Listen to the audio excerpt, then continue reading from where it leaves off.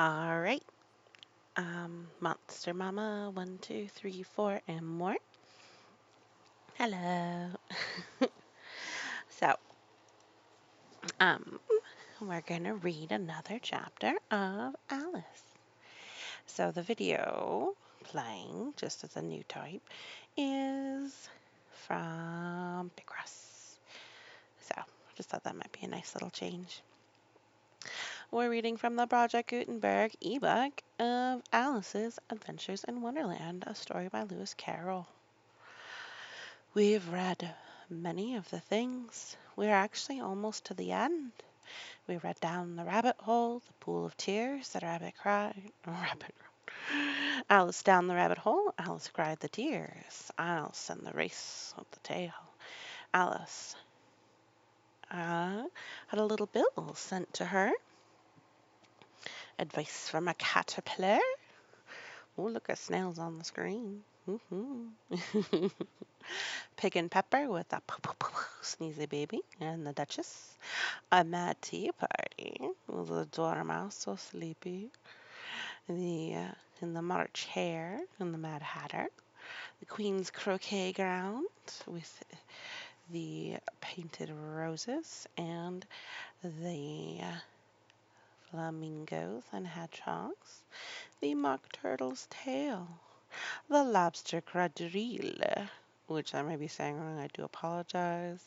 It's a dance, and now to the great, amazing trial with the Queen of the Hearts, who stole the tarts. Indeed, who stole the tarts? Do-do-do-do. Who stole the tarts? Do-do-do-do. Who stole the tarts? Can stole the tarts? Who stole the tarts? Who stole the tarts? And now we're here. Who stole the tarts? The King and Queen of Hearts were seated on their throne when they arrived, with a great crowd assembled about them, all sorts of little birds and beasts, as well as a whole pack of cards. The knave was standing before them in chains, with a soldier on each side to guard him, and near the king was the white rabbit, with a trumpet in one hand and a scroll of parchment in the other. In the very middle of the court was a table, with a large dish of tarts upon it. They looked so good that it made Alice quite hungry to look at them. I wish they'd get the trial done, she thought, and hand round the refreshments. But there seemed to be no chance of this, so she began looking at everything about her to pass away the time. Alice had never been to a court of justice before, but she had read about them in books, and she was quite pleased to find that she knew the name of nearly everything there. That's the judge, she said to herself, because of his great wig. And the classic judges all had a great big wig, curly and white. And in America, we don't do that, but some countries still have it. The judge, by the way, was the king, and as he wore his crown over the wig, look at the front of piece as if you want to see how he did it. He did not look at all comfortable, and it was certainly not becoming. And that's the jury box, thought Alice, and those 12 creatures. She was obliged to say creatures, you see, because some of them were animals and some were birds. I suppose they are the jurors. She said this last word 2 or 3 times, jurors, jurors, jurors, being rather proud of it, for she thought, and rightly too, that very few little girls of her age knew the meaning of it at all. However, jurymen would have done just as well. The 12 jurors were all writing very busily on slates. "What are they doing?" she whispered to the Griffin. "They can't have anything to put down yet, before the trial's begun." "They're putting down their names," the Griffin whispered in reply, "for fear they should forget them before the end of the trial."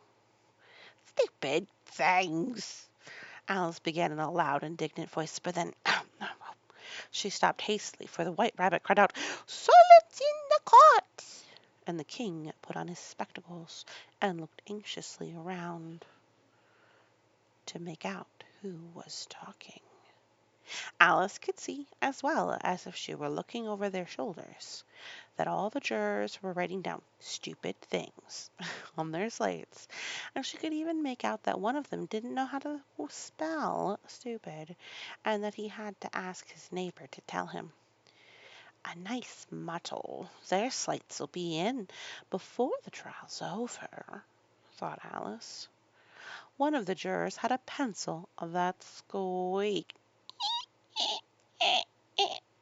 This, of course, Alice could not stand, and she went round the court and got behind him, and very soon found an opportunity of taking it away. She did so quickly that the poor little juror, it was Bill the lizard, oh my, he's having a bad day, could not make out at all what had become of it. So after hunting all about for it, he was obliged to write with one finger for the rest of the day, and this was of very little use, as it left no mark on the slate. "Herald, there read the accusation," said the King. On this the White Rabbit blew 3 blasts on the trumpet, "Brr, brr, brr," then unrolled the parchment scroll and read as follows: "The Queen of Hearts, she made some tarts, all on a summer day. The Knave of Hearts, he stole those tarts, and took them quite away." "Consider your verdict," the King said to the jury. "Not yet, not yet," the Rabbit hastily interrupted. "There's a great deal to come before that." "Call the first witness," said the King, and the White Rabbit blew 3 blasts on the trumpet, "Brr, brr, brr," and called out, "First witness!" The first witness was the Hatter. He came in with a teacup in one hand and a piece of bread and butter in the other. "I beg your pardon, Majesty," he began, "for bringing these in. I hadn't quite finished my tea when I was sent for." "You ought to have finished," said the King. "When did you begin?" The Hatter looked at the March Hare, who followed him into the court, arm in arm with the Dormouse. "14th of March, I think it was," he said. "15th," said the March Hare. "16th," said the Dormouse.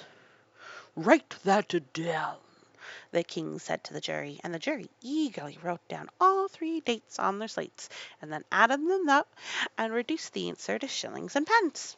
That's a type of currency, like money. "Take off your hat," the King said to the Hatter.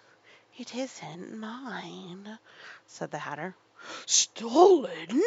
the King exclaimed, turning to the jury, who instantly made a memorandum of the fact. "I keep them to sell," the Hatter added as an explanation. "I've none of my own. I'm a Hatter." Here the Queen put on her spectacles and began staring at the Hatter, who turned pale and fidgeted. "Give your evidence," said the King. "And don't be nervous. I'll have you executed on the spot." This did not seem to encourage the witness at all. He kept shifting from one foot to the other, looking uneasily at the Queen, and in his confusion he bit a large piece out of his teacup instead of his bread and butter. At just at this moment, Alice felt a very curious sensation, which puzzled her a good deal until she made out what it was.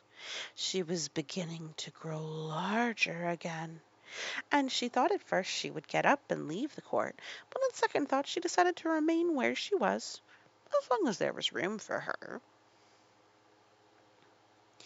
I wish you would squeeze so, said the Dormouse, who was sitting next to her. I can't hardly breathe. I can't help it, said Alice very meekly. I'm growing. You've no right to grow here, said the Dormouse. Don't talk nonsense, said Alice more boldly. You know you're growing too. Yes, but I grow at a reasonable rate, said the Dormouse, not in that ridiculous fashion. And he got up very sulkily and crossed over to the other side of the court. All this time the Queen had never left off staring at the Hatter, and just as the Dormouse crossed the court, she said to one of the officers of the court, Bring me the list of the singers in the last concert, of which the wretched Hatter trembled so that he shook both of his shoes off. Give your evidence, the King repeated angrily, or I'll have you executed, whether you're nervous or not.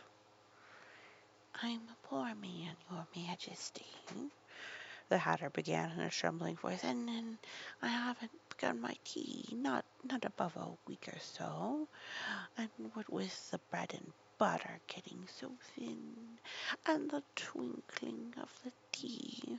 The twinkling of the what? Said the King. It began with the tea, the Hatter replied. Of course twinkling begins with a tea, said the King sharply. Do you take me for a dunce? Go on. I'm a poor man, the Hatter went on, and most things twinkled after that. Only the March Hare said, I didn't, the March Hare interrupted Greatheart. You did, said the Hatter. I deny it, said the March Hare. He denies it, said the King. Leave out that part.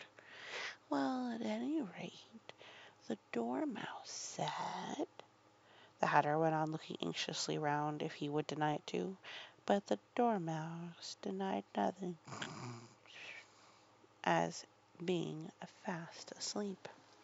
After that, continued the Hatter, I cut some more bread and butter. But what did the Dormouse say?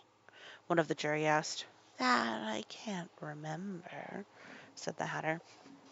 You must remember, remarked the King, or I'll have you executed. The miserable Hatter dropped his teacup, whoop, and bread and butter, and went down on one knee. I'm a poor man, your Majesty, he began. You're a very poor speaker, said the King. Here one of the guinea pigs cheered, and was immediately suppressed by the officers of the court. As that is rather a hard word, I will just explain to you how it was done. They had a large canvas bag, which tied up at the mouth with strings, and into this they slipped the guinea pig head first, and then sat upon it.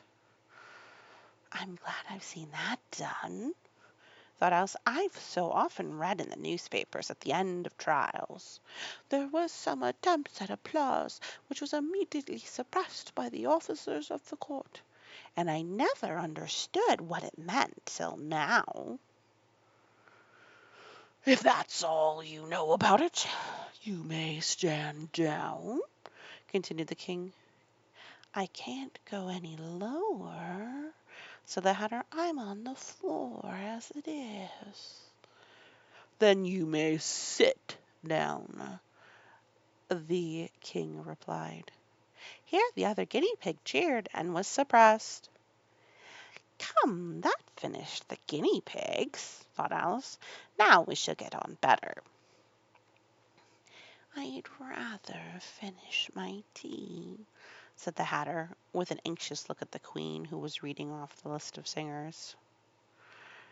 You may go, said the King, and the Hatter hurriedly left the court, without even checking to put his shoes back on. And take his head off outside, the Queen added to one of the officers, but the Hatter was out of sight before the officer could get to the door. Call the next witness, said the King. The next witness was the Duchess's cook. She carried the pepper box in her hand, and Alice guessed who it was. And even before she got into the court, by the way people near the door began sneezing all at once. Give your evidence, said the King. Shan't, said the cook. The King looked anxiously at the White Rabbit, who said in a low voice, Your Majesty must cross-examine this witness. Well, if I must, I must, the King said with a melancholy air, and after folding his arms and frowning at the cook till his eyes were nearly out of sight, he said in a deep voice, What are tarts made of? Pepper, mostly, said the cook. Treacle, said a sleepy voice behind her. Collar that dormouse, the Queen shrieked out. Behead that dormouse! Turn that dormouse out of the court! Pinch him! Suppress him! Off with his whiskers! For some minutes the whole court was in confusion getting the dormouse turned out, and by the time they had settled down again, the cook had disappeared. Never mind, said the King with an air of great relief. Call the next witness. And he added in an undertone to the Queen, Really, my dear, you must cross-examine the next witness. It really makes my forehead ache. Alice watched the White Rabbit as he fumbled over the list, feeling very curious to see what the next witness would be. For they haven't got much evidence.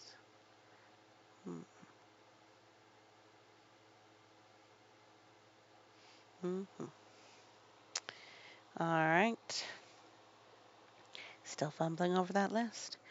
Feeling very curious what the next witness will be like.